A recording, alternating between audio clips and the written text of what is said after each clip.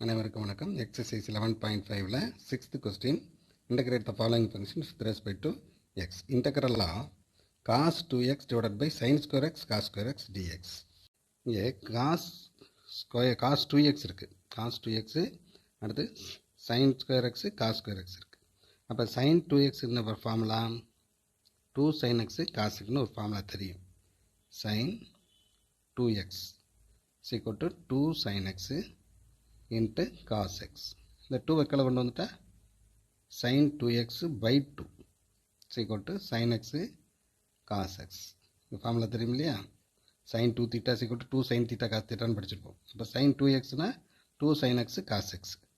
அப்போ sine 2x அப்படி இங்கே வச்சுட்டு இந்த 2 மட்டும் கீழே கொண்டு வந்துட்டா சைன் எக்ஸு காஸ் எக்ஸ் இருக்கும். இந்த ஃபார்முலாவில் அப்படி மாற்றி விடுங்க.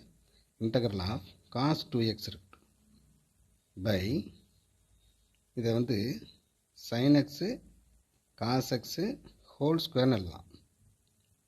சரிங்களா? Sine square x cos square ரெண்டுக்கும் ஸ்கொயர் இருக்குது, ஒரே ஸ்கொயர் எழுதலாம். Is equal to integral of cos 2x by sine x cos x. இந்த இருக்கு இல்லையா? சைன் எக்ஸ் காஸ் எக்ஸ் போதும் என்ன எழுதலாம்? சைன் 2x பை 2ன்னு எழுதலாம். Sine 2x by 2 whole sine 2x by 2 இந்த ஸ்கொயர் எழுதணும் இல்லையா? Into dx is equal to integral of cos 2x by, இது என்னது, சைன் 2x ஸ்கொயர் பண்ணால் sine square 2x by 2 square பண்ணால் 4 இன்ட்டு டிஎக்ஸ். புரியுதா? அப்போ இதை தலைகளை திருப்பி விட்டோம்னா 4 ஒன்றாகும், 4 மேலே வந்துடும். சரிங்களா? அப்போ இஸ் ஈக்குவல் டு இந்த இடத்துல இது தலைகளை திருப்பி விட்டால் 4 into integral of cos 2x by sine square 2x. புரிஞ்சுச்சா? இந்த 1/4 இருக்கும், தலையில் திட்டினா 4 மேலே வந்துடும். 4 into cos 2x divided by sine square 2x. இந்த சைன் ஸ்கொயர்னால் 2 சைன் இருக்கு இல்லையா? Sign 2x into sine 2x தனித்தனியாக பிரிச்சுருங்க. 4 into cos 2x by sine 2x into 1 sine 2x into dx. இந்த சைன் ஸ்கொயர் 2x தான் சைன் ஸ்கொயர் ரெண்டாக பிரிச்சிருக்கேன். Cos by சைன்னா cot தானே, 1 சைன்னா கொசிகண்ட். அப்போ is equal to 4 into integral of cos by சைன்னா cot 2x, 1 சைன்னா கொசிகண்ட் 2x இன்ட்டு டிஎக்ஸ். ஒரு formula integral of என்ன ஃபார்முலா தெரியும்? Cosecant x cot x. இது formula equal to minus cos x minus cosecant x. சரிங்களா? Minus cosecant x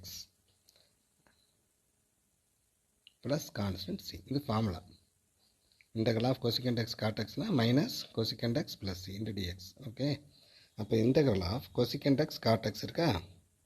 அப்போ 4 into integral of cosecant x cot x அப்படின்னா cosecant x cot x னா minus போட்டு அந்த cosecant x போடணும். அப்போ மைனஸ் cosecant 2x. புரிஞ்சா?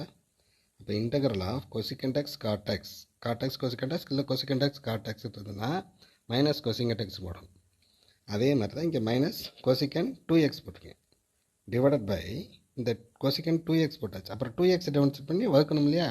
Divided by 2 constant C. இந்த ரெண்டு கேன்சல் பண்ணிட்டா 2 வருமா? அப்போ என்ன வரும்?